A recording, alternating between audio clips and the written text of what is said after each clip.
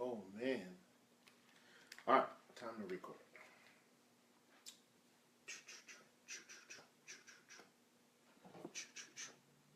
We're building an audience for you. Thanks, Facebook. So kind of you.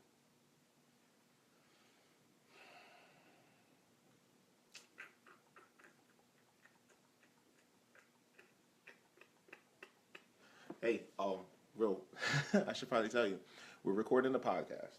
We're recording selfiepreneur.com/32, and I need to record 33 as well. I don't know that I'm going to hold out or hang out for the entire time. I don't expect a lot of people to tune in live, but I'm happy for whoever does or watches the replay. But while I'm recording the podcast, I probably won't pay too much attention to the screen, and then afterwards I'll jump over here and answer any questions that or any conversations or whatever that might be happening over there. Your connection is weak. Weak, son. Okay. Let's see what we got. Back that thing up. And how does that affect you? Let's talk about that. What's up? I'm Rashad. I am the host of the Selfiepreneur podcast, and you can find a little bit more about me at rashadpleasant.com. All of the podcast articles are built off, or all of the podcast episodes are built off the articles that I write at Selfiepreneur. So you can find the article that matches this episode at selfiepreneur.com/32. Today, we're talking about money scarcity. What is money scarcity, and how does that affect you? And then, what's the wealth mindset, and how can the wealth mindset combat money scarcity? So let's dig into that a little bit, right? So scarcity is a real thing, right? Money scarcity is a real thing. And I would even venture to say that that money is the root of scarcity in our economy, right? So in America, we live in a capitalist economy, and all of our trade is built off of money. And scarcity, unfortunately, scarcity is driven into us at a very early age, because as we understand trade, or I should say, as we understand value in trade, not just trade, right? But as we understand value in trade, we equate value to money. So when we get to trade, right, like kindergartners on the playground, it's just like, I'll give you my toy if you give me mine, if you give me yours, right? So that's just trade. But there's no value. We're not really putting any value into the trade. The moment that we understand value in trade, though, it's money. And because money is seemingly a limited resource, right? Because money is hard to come by. You can't just go under your bed and pull out money. I mean, some of us can, but you can't just go under your bed and pull out money. You can't go into your toy chest and just pull out money, especially as a kid. Money seems scarce. Money appears scarce. And generally, the way that we achieve money, or not achieve, the way that we obtain money in our society is by trading our time or something that we already have. And of course, in order to have something, someone would have to give, right? So there's all of these things that have to go into how do you get money in the first place, and therefore money looks like a limited resource, right? Based on how fast you can get it, or based on how fast you can get it versus how fast you have to expend money, right? So it's immediately a scarce resource, and then that drives, in our economy, that drives fear and that drives greed because of the scarcity mentality, right? So what is money scarcity? How does scarcity directly relate to money, and what exactly is money scarcity? Look, because scarcity is the idea that there's not enough of a resource in a society to provide for all of that society's wants and needs, scarcity becomes immediately real, right? And the problem is, while scarcity is great if you're the business person, it's not really that dope for the rest of the population. What does that look like? If you turn on the TV, or if you're online, right, and you come across the buy now, right, like 2 days left, 2 days, that's a long time. 2 hours left, like buy now, the special ends tonight at midnight, whatever it is. I don't know why you're watching TV buying stuff at 10 o'clock, but whatever. Like the special ends at 12 o'clock, midnight, right? And you got to buy now. That's scarcity. What's the scarce part? Time, right? You have to buy now or the price goes up. So it's a scarcity idea that the business is driving into the consumer, and then the consumer, whoever that clown is, not clown because it might be me or you, sitting on the couch at 10 o'clock watching the QVC. I don't even know if that still comes on TV. I don't even watch TV. I don't even know if that's still a thing. But whatever, like you're watching or you're scrolling online and you're like, yo, I got till midnight to buy this thing. And scarcity becomes an immediate factor in time, right? So scarcity is real. The problem is, scarcity is not really built on how essential the resource is, right? Like you were trying to buy a scarf, you know what I mean? Like you were trying to buy a blanket online, and a drink said it was only 2 hours left, and you're like, oh snap! Like scarcity really isn't dependent on how essential the resource is. Instead, scarcity is tied generally, right? Scarcity is tied to the demand for a particular resource or commodity and the availability of that resource or commodity, right? So with that, scarcity is likely, more likely, to be manufactured than organic. What does that mean? Look, you didn't need the scarf. You had all the time in the world. They had the sale was on, right? And the sale ended. It ends in 2 hours or whatever. It ends at midnight.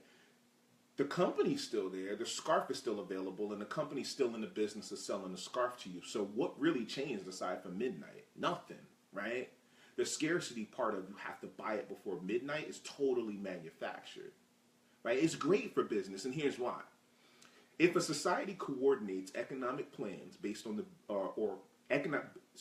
if a society coordinates economic plans on the basis of willingness to pay money, members of that society will strive to compete to make money, right? And so I wanted to repeat that because that's an excerpt from The Economic Way of Thinking. There's a book called The Economic Way of Thinking. It's an incredibly expensive book. If you're into it, knock it out, right? There's a link on the website selfpreneur.com/32. You can check out the link there. It is an affiliate link. I would love for you to click it. It doesn't cost you anything extra to buy there, but it definitely is a good way to say thank you. But I wanted to repeat that. So if a society coordinates economic plans on the basis of willingness to pay money, members of that society will strive to compete to make money, right? And you know why that is, right? Because they're competing for a resource or commodity that is viewed as being scarce. Money ain't really going nowhere, but the idea is it's hard to get it, and there's a limited amount, and I got to get this paper, right?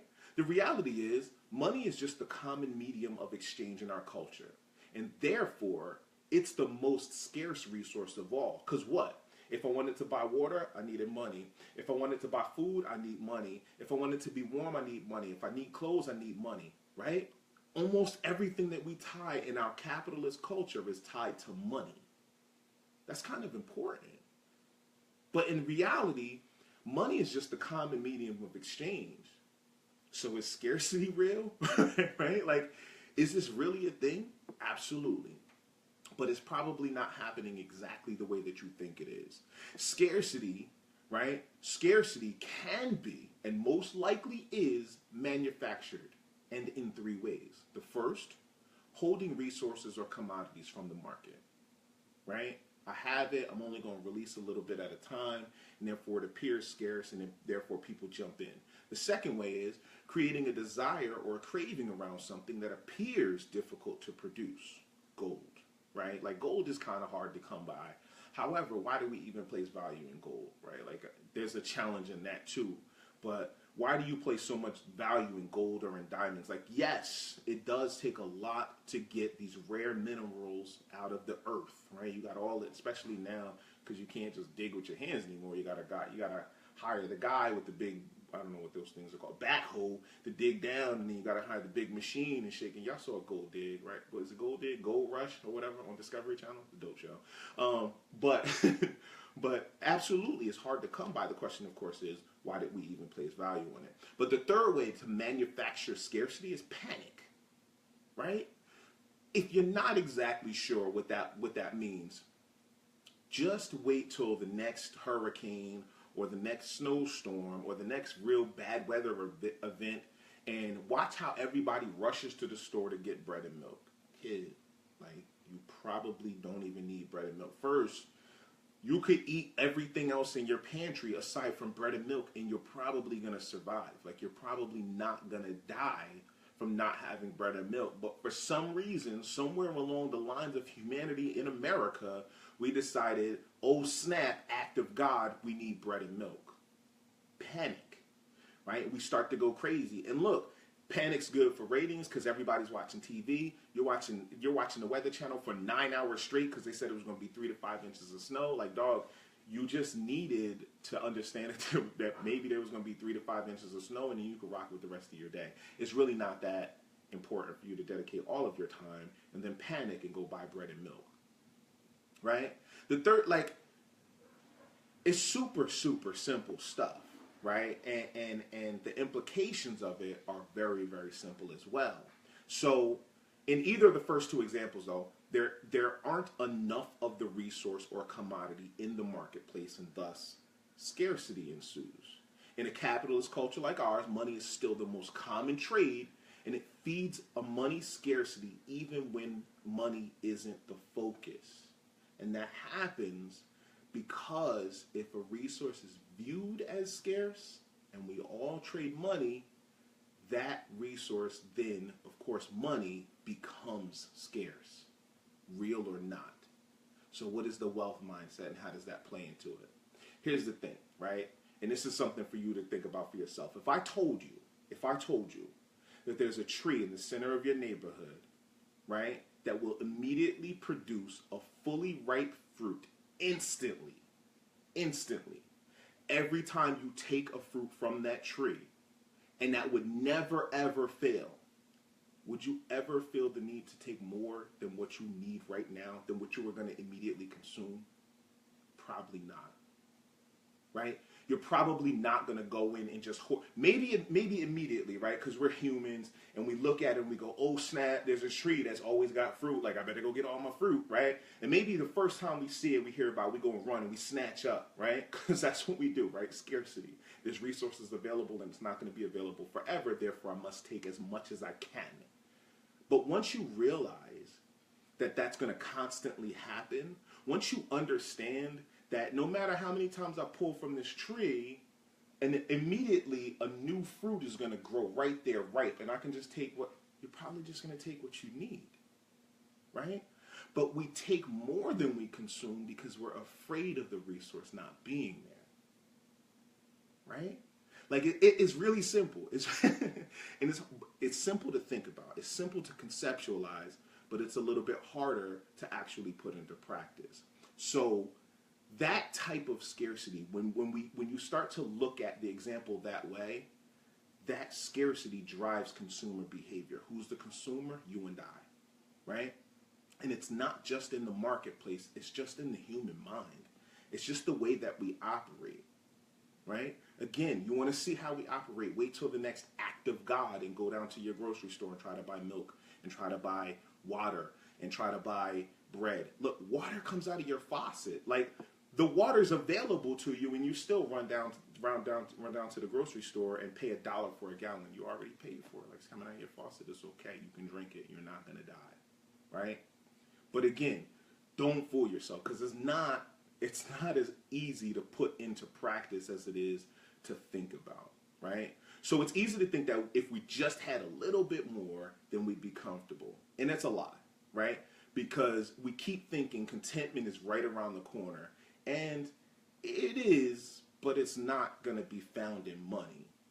Money's just a magnifier. I believe, I think Stephen Covey said that. I think he wrote that in the 7 Habits, maybe 7 Habits of Highly Effective People. Nah, I might be wrong. I should have sourced that before I told you. But money's just a magnifier. And if you're unhappy now, the reality is you're probably going to be unhappy even if you had $1 million, right? You're just going to blow $1 million and then you're still going to realize how unhappy you are. If you're stingy now, you're going to be stingy then, right? If I give you $1 million, you're going to tuck it away. You're not really going to do anything for the community. Right now, if you're viewed as being generous, then you won't magically become more generous because, or I should say, if you're not viewed as being generous, you're not going to magically become more generous just because you have more money. You're going to be the same person. You're the same individual. So the money part doesn't really change it. It really probably, most likely serves to magnify the behavior that you already exhibit, right? So In reality, though, going through that exercise, if you're lucky, you'll probably learn something about yourself. You'll probably have the opportunity to look back and be like, I'm a stingy dude. Like, I got $1,000,000, all my bills are paid, and I'm still holding on to $1,000,000, and that cat's hungry. And I said I'd buy him a sandwich, but it was only off the dollar menu. Like, you're probably a stingy guy. Like, you could have took that dude to McCormick and Schmidt and really, showed him a good meal. You could have went and bought groceries for him for the whole month, for the whole year, but you just decided to get him something off the dollar menu. Like, that, the money part isn't going to change you, right? It's just going to magnify the person that you already are. Because we're driven by our habits. And until we learn to embrace change and change who we are and the results that we're producing by changing our habits, no money is going to change anything about us. Same habits, same person, same results. So what do? Right? How do you make it different? There's a couple of things. It's not an exhaustible list, but there's a couple of things, right? The first is, look, don't take a seat. Take a walk. Go outside, walk through the park, walk through the hiking trail, right? And while you're out there, start to look around and realize that, wow, humans have survived for millennia on this. I have everything that I need. It's all right here, right? Change the things that you value just by looking around you. Get away from the McMansions and the neighborhoods and the fancy cars and just go out into nature and see what's there. Because everything that you need to survive is kind of right here already, right? Like, there's probably a stream of water that runs somewhere within a quarter mile of your house, but you still go to Acme and pay for water. You could drink that water. I mean, people did it for a very long time before some genius decided to put water in a bottle. So go outside. Look at the resources that are already around you. Here's another thing. Determine what's important to you. Again, right? Like, gold is hard to come by. Diamonds are hard to come by. But I can assure you that I have decided for me that those things aren't important. So I don't even care if gold is on sale for 90%, unless it's a business transaction for me. And if gold is on sale by 90%, still not a personal transaction. Like, I couldn't care less. I couldn't care less. Because I've decided what's important to me, and that's just not one of the things, right?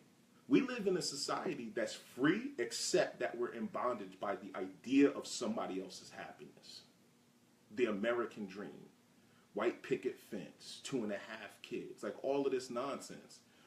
Wouldn't it be crazy if everyone wanted the thing, right? Wanted the same thing or wanted the thing, and the demand made it scarce, but nobody was looking at the thing that you wanted that was already in abundance? What does that mean? Wouldn't it be crazy if everybody else wanted like the white picket fence and the big house and the dogs and 5 cars, and you were just like, yo, I'm good right here. Like, I'll just walk out there into the woods and build my house with everything that's already available. Not that we can normally do that in America, but like, imagine if it was just different, if we weren't all chasing the same dream that was sold to us. Look, here's another thing. Learn to trade on value instead of price, right? Price is very easily tied to money, and money is just a common medium of exchange. So take money out of the equation and you can start to see how you actually value the thing that you're trading for, right? I remember reading somewhere, this was like 15, 20 years ago, I remember reading that this equation that said value equals benefit minus cost, right? The benefit minus the cost is the value of that thing. So now now this is the equation, like, am I paying too much? Am I paying too little? Am I really getting a deal? Am I not getting a deal? Like, how do I value it? But it comes back to value. Start making some decisions on value instead of just price. Here's another one. Get appreciative in the moment, right? Like, I've been poor. I've been like dead, like food stamps, not sure if we're eating tomorrow. Like, somebody might not eat tonight, poor. Like, I've lived that life already. But as a result, and I'm not saying that to get like, oh, Rashad, like, no, as a result, I just get to appreciate things differently, right? I'm so good with the things that I have, regardless of how much or how little.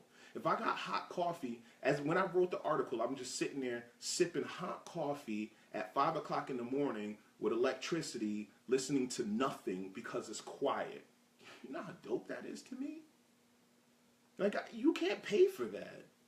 The part where I get to have electricity is something that I didn't always have. The part that I get to have coffee is something that I didn't always have, and I'm cool, and I'm just going to appreciate this, right? I'm not going to worry about how much money I got in the bank account or how much money I don't have in the bank account or what bill collectors are going to call me as soon as the business day starts. I'm not concerned about any of that. I'm just like, look, this moment is so dope right now. Coffee, the glow of my laptop, I get to think, write down my thoughts. I'm hoping that it changes somebody's life, and it's quiet and it's the stillness. That joint is dope, right?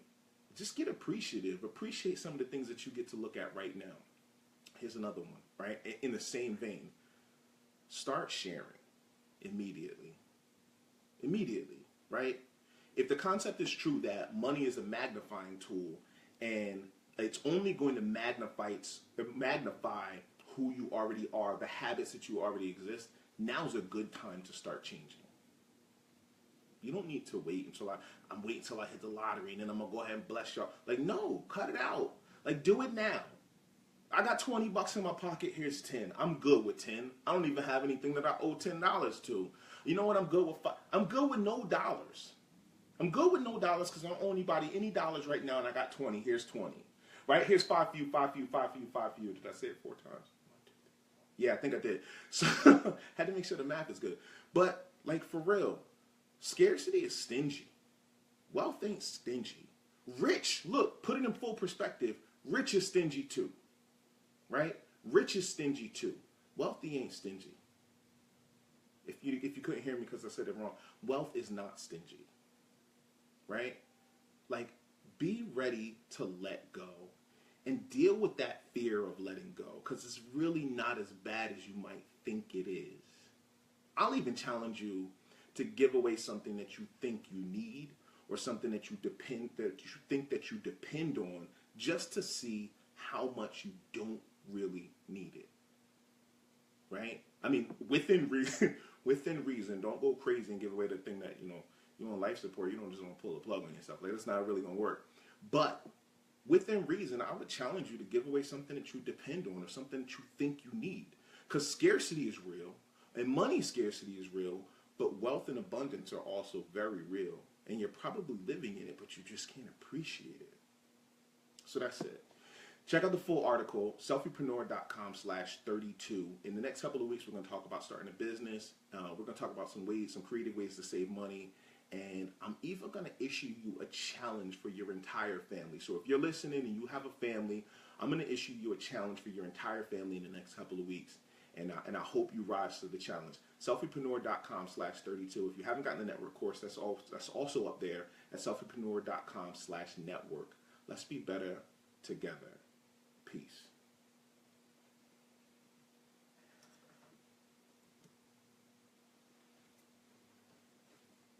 That's that. Look at that's fancy. Hey, y'all. People joining. So I record my podcast in, I don't know what I'm doing, y'all. I record my podcast in Logic. Press the screen. So that's what it looks like. It's just a WAV file when I finish recording the podcast. I appreciate y'all checking that out. I have another episode to record, but I'm probably not going to record that live. Or maybe I'll record it live on Instagram. I do need to run through it. But that's how that goes. And then I drop in somewhere in here. Like, this is my intro music down here. So I'll cut.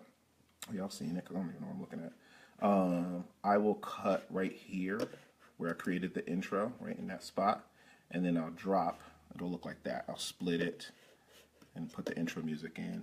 So I'm probably going to do that now. That's a lot of rambling. I'm probably going to do that now. Press the button. Probably going to do that now and push it up to SoundCloud. So if you didn't catch the beginning of that podcast episode, give it 15 minutes or so and go over to Selfiepreneur. You can go to Selfiepreneur as well. And there's a podcast tab on the right side. I don't know if that mirror thing is working right. But on the right side. And if not, go to selfiepreneur.com. Go to soundcloud.com/selfiepreneur, and it'll be the most recent post there. So I appreciate y'all. Look at me scrolling through people that join. Y'all are awesome. All right, I'm out. See y'all later. Thanks.